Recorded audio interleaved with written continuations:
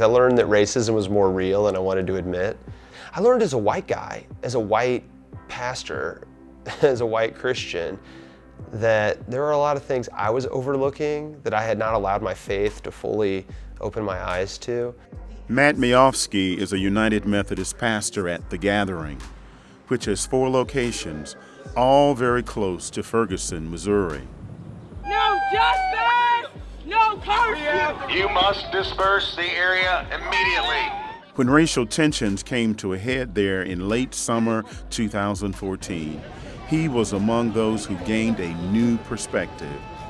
But his friend, Willis Johnson, pastor at Ferguson's Wellspring United Methodist Church, found the events all too familiar. This is not a new reality for many of us.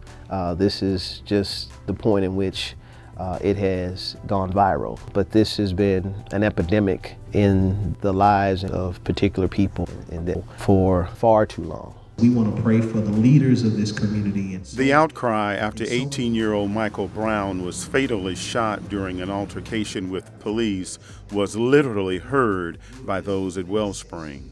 The church is just down the street from the police station. Our space was no longer, simply our space. We became very much a communal space, and the expectation was because of not only where we were located, but just how we have tried to carry out ourselves and live out our witness. It was a natural kind of assumption that this would be a place where people would come and be able to pray or be able to kind of get their bearings. And then we were very intentional and purposeful to say, okay, what are the needs at this particular time and how do we help to meet them? And he picked up the phone and we were able to talk about what's going on and how can our church come alongside you to serve. I think that was one of the blessings of our connection. There were a lot of people who wanted to help, but they had no relationships across those walls that divide us. And so the first thing they had to do was find somebody who knew what they were doing in order to begin to serve. Miofsky and members of his church immediately reached out to their neighbors. They helped offer daycare when Ferguson schools were closed due to the unrest. And they showed their Christian witness by joining others in the street. I saw things that, again, you didn't really see on the news. There were a lot of people angry at the police, there's no doubt about it, but I saw people praying with the police. There were certain people from the State Patrol who came and addressed the protesters, who walked with the protesters.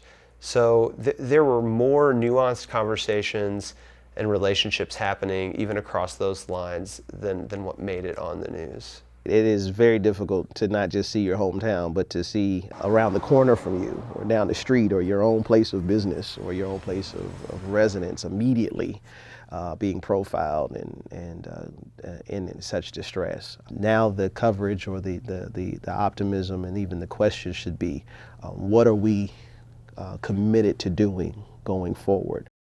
We've established a Center for Social Empowerment and Justice. Our fundamental ministry motto is meeting the needs of people in their condition with unconditional love. You don't have to go up to Ferguson to work on the problems of Ferguson. Those are in your own backyard. We have a reading mentor program in one of the lowest performing schools in the city of St. Louis. So we're beginning to teach kids to read. This matters. This literacy has an impact on racism, poverty, health. The absence of personal bias and prejudice does not mean that you're free from the sin of racism. These friends recognize that change and reconciliation take time, but they are committed to continuing their partnership and modeling a better way. We have to figure out how to be a church that's in ministry across those walls that divide us. And we haven't quite figured it out yet. We're part of that movement that's working on it, but we're not there yet. Our impact on the world, we believe, is by holding up our corner. And so our mission field is not halfway on the other side of the map. It is literally, for some folks, crossing the street to lovingly and justly care for one another at this space and time.